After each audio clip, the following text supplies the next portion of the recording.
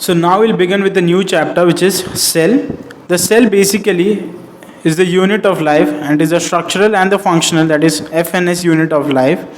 The cell was first discovered by Anton von Leeuwenhoek, while the nucleus was discovered by Robert Brown. The cell theory was proposed. The plant cell was first discovered by Matthias Schieden, while the animal cell was discovered by Theodor Schwann. Schieden and Schwann both came together to propose the cell theory. Robert Virchow was the first to discover that cells can divide and that new cells are formed from pre-existing cells.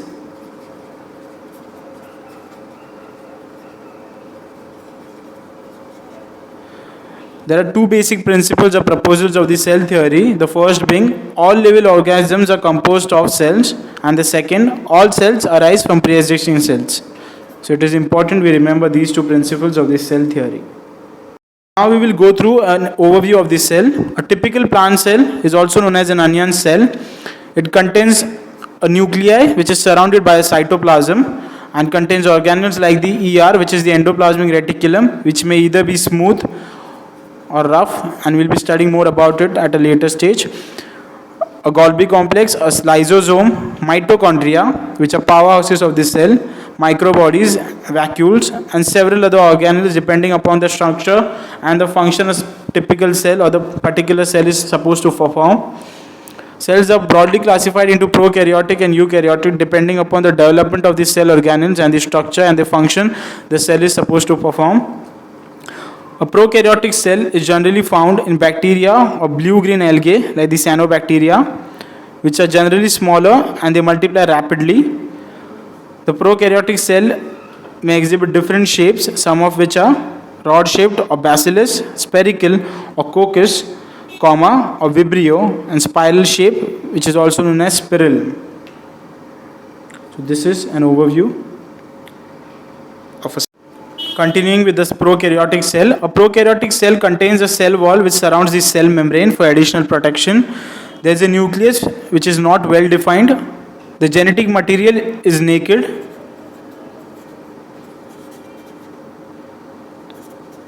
Which is generally DNA. There are two types of DNAs. First is the genomic DNA, which is single, and second is the small circular DNA or plasmid, which is useful for bacterial transformation, which we'll be studying in chapter biotechnology. There is a special membrane known as the mesosome, which is present in the cell membrane, which is a characteristic of prokaryotes. The cell envelope basically consists of three layers, the outermost being glycocalyx, then the cell wall, and then the plasma membrane. Glycocalyx contains of two layers, one the slim layer and then the capsule. The cell wall imparts shape to the cell and is responsible for rigidity of the cell. The plasma membrane is semi-permeable and helps in transport of molecules from outside to inside of the cell depending upon selectivity. The cell envelope is very important in providing protection to the cell. Ahead, a bacterial cell may either be mobile or motile or non-motile. Non-motile cells do not, but mobile or motile cells show presence of structures such as flagella which help in movement or locomotion. The flagella contains important parts like the filament, the hook, and the basal body. In some organisms, structures like the pili or the fimbria are also found in place of flagella. Now studying the cell organelles, first we have ribosomes and the inclusion bodies. Ribosomes are seen attached to the plasma membrane of a cell, and their size ranges from 15 nanometer to 20 nanometer.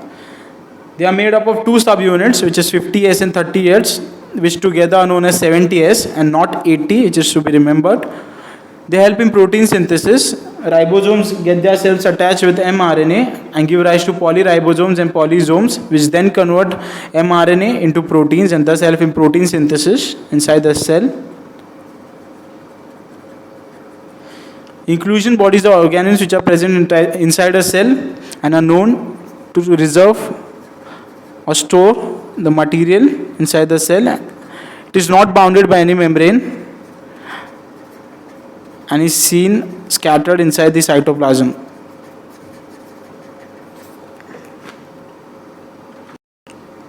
We will now talk about a eukaryotic cell, which is an advanced form or an evolved form of the prokaryotic cell. The eukaryotic cell is seen in protists, plants, animals, and fungi, while the prokaryotic cell, which we studied earlier, is found or seen in bacteria. The eukaryotic cell is known to have a nucleus and a good nuclear membrane or nuclear envelope. It is also known to have locomotor and cytoskeletal structures which are absent in a prokaryotic cell. However, all eukaryotic cells are not the same. A plant cell shows presence of the cell wall, the plastid, and the central vacuole, which is absent in an animal cell, while the animal cell show presence of centriole, which is absent in the plant cell. Overall, a eukaryotic cell is much more advanced as compared to a prokaryotic cell. Now we will be talking about the cell membrane of a cell or eukaryotic cell. The cell membrane is known to have presence of lipids in the form of a bilayer. The lipids are arranged such that the polar head is seen outwards while the hydrophobic tail is still inner, which facilitates the movement of molecules from outside to inside.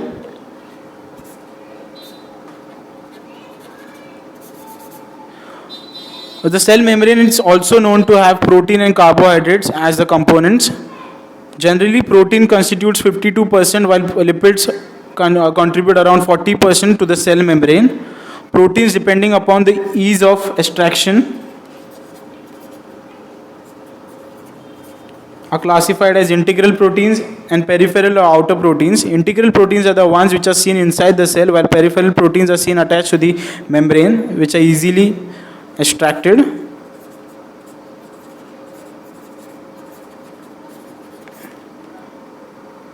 Singer and Nicholson in 1972 proposed the fluid mosaic model of a cell, wherein lipids or quasi-fluid nature of the cell was defined or discovered, which is important from the point of view of cell growth, secretion, cell division, cell cytosis, that is endocytosis, and intercellular junctions. Transport of molecules from inside to outside of this cell or from outside to inside of this cell can take place in two ways. First is passive transport and second is active transport. In passive transport, the concentration gradient is important as the transfer of molecules takes place from higher concentration to lower concentration until a balance condition is achieved. While in case of active transport, external sources of energy are needed in the form of ATP molecules inside the body. Transport of molecules of water from higher to lower concentration is known as osmosis. We will now be studying the cell wall, which is a structure which is essentially found in plants and fungi cells. In case of algae, the cell wall has components such as the cellulose, galactose, mannans, and calcium carbonate, while in plants the components are cellulose, hemicellulose, pectins, and proteins. Primary cell wall is capable of growth, which at a later stage becomes a secondary cell wall, which is not capable of growing ahead. There is a middle lamellae containing of calcium pectate which is present, and it helps in gluing adjacent cells to each other. Now we will be studying the endomembrane system, which is the inside membrane system, the system of organelles which is found inside the membrane, which contains the ER, which is the endoplasmic reticulum, the Golgi complex, lysosomes, and vacuoles. The first of the endomembrane system is endoplasmic reticulum, which is seen attached to the cell wall. It may either be luminal or non-luminal. It divides the cell into two components, which is luminal and non-luminal. The component of the cell inside the ER is known as luminal component, while the component outside the ER is known as non-luminal or extraluminal part of the cell. Endoplasmic reticulums are broadly classified into rough and smooth depending upon the presence of ribosomes or the absence of ribosomes on the surface respectively. Rough endoplasmic reticulum are known to have ribosomes on their surface, and they are generally involved in protein synthesis, while smooth endoplasmic reticulum, which do not have ribosomes on their surface, is known to perform functions of synthesis of lipids and hormones. So these are the functions of RER and SER respectively. Second part of the endomembrane system is the Golgi apparatus, which was discovered by Camillo Golgi in 1898. These are flat and disc-shaped sacs or organelles which are 0.5 micrometer to 1 micrometer in diameter. These are stacked parallel to each other inside the cell. They have a convex cis or forming phase, or a concave trans or a maturing phase. They are known to perform functions of packaging or packing inside a cell. It receives material through the cis or the forming phase, and the packed material is transported through the trans end or the concave trans end, the maturing phase.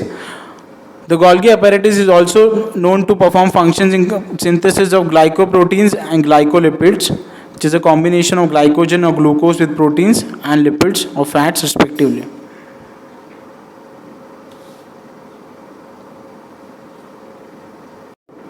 The next component or the next organelle of the endomembrane system is the lysosomes. These lysosomes are produced in the Golgi apparatus by packaging, which is the function of the Golgi apparatus. Lysosomes are known to be very rich in hydrolytic enzymes, all types, which are lipases, proteases, and carbohydrases, which respectively are responsible for the breakdown of carbohydrates, proteins, and lipids inside the body, and thus aid in digestion. The fourth type of organelle which is found in the endomembrane system is the vacuole, which contains water, sap, and excretory products, and it is a membrane-bound organelle which is found inside the body, bounded by a membrane, a single membrane known as the tonoplast, which is known to perform very important function of transport of molecules. About 90% of the plant cell volume is made up of the vacuole, so the vacuole covers a lot of the portion of the cell and is important. In amoeba, vacuole is also known to perform function of excretion, and such a vacuole is known as the contractile vacuole, while food vacuoles found in some organisms are known to engulf food. So the vacuoles can perform different functions like excretion, engulfing food, as well as transport. The next cell organelle to be studied is the mitochondria. The mitochondria is a sausage-shaped or a cylindrical organelle which is found inside the cell, with the diameter ranging from 0.2 to 1 micrometer, with the average being 0.5 micrometer, and varying in length from 1 to 4.1 micrometer. It shows presence of matrix. Also, it has cristae or irregular foldings on its surface, which increases the surface area. The mitochondria is the site for the process of anaerobic respiration and produces ATP, which is energy of the cell for cell functions, and thus is also known as powerhouse of the cell. It also helps in protein synthesis, and it can divide by fission, which is an important property of mitochondria. The next cell organelle is the plastid, which is known to store pigments. Depending upon the type of pigment stored by a plasmid, it may be classified as a chloroplast or the chromoplast or the leucoplast. The chloroplast is known to contain pigments such as chlorophyll, which are green in color, and hence the name. The chromoplast contains pigments such as carotenoids or keratin, which is orange in color, and xanthophylls, which are yellow in color, and thus the chromoplast is generally orange or yellow in color. The leucoplast is white in color. Depending upon the material stored by the plastid, which is another function of the plastid, which is storage of material, it may be classified as amyloplast, elioplast, and eleuroplast. Amyloplasts are known to store carbs and starch, elioplast, oils and fats, and pleuroplast, proteins. AEA can be a mnemonic to remember the stored plastids or the storage plastids. The next organelle is chloroplast, which is a lens-shaped, oval or spherical or disc-like or ribbon-like structure. Thus, a number of shapes are exhibited by the chloroplast. The length of chloroplast generally ranges from 5 to 10 millimeter, while the width is 2 to 4 millimeter. The chloroplast and its inner membrane is known to enclose a place known as the stroma, which contains stacks of thylakoids. Thylakoids are sac-like structures which are known to enclose a cavity known as the lumen. Stacks of thylakoids give rise to the grana or the grana. The important function of photosynthesis in plant takes place inside the chloroplast, which contains the pigment essential for photosynthesis, which is chlorophyll. The next cell organelle we are supposed to study is the ribosomes. The ribosomes contain 65% of receiver or rRNA and 35% of proteins. The eukaryotic ribosome is known to made up of 60S and 40S units to make 80S and not 100S, whereas is the Spielberg's unit. While in prokaryotic ribosomes, 70S units are formed by the combination of 50S and 30S. Here also we need to remember that 50 and 30 together are not 80 but give rise to 70th kind of an ribosome. Ribosomes also decide whether endoplasmic reticulum is rough and smooth depending upon the presence or absence of ribosomes on the surface of the ER. Now we'll be studying the cytoskeleton. The cytoskeleton is the filamentaceous, proteinaceous network found inside a cell, and it is known to perform important functions like giving shape to the cell, movement, support, and protein. Next, we are studying cilia and flagella, which are organelles or parts which are present for movement in organisms. These are found both in prokaryotic cell and eukaryotic cell. However, the structure may differ in both these cells.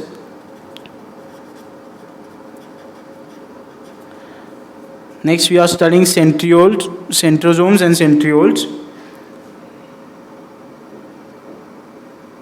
The electron microscope study of a cilium or the flagellum shows that they are covered with the plasma membrane. Their cores are also known as axoneme. The axoneme usually has 9 pairs of doublets of radially arranged peripheral microtubules and a pair of centrally located microtubules. So there is a pair, that is 2 radially arranged microtubules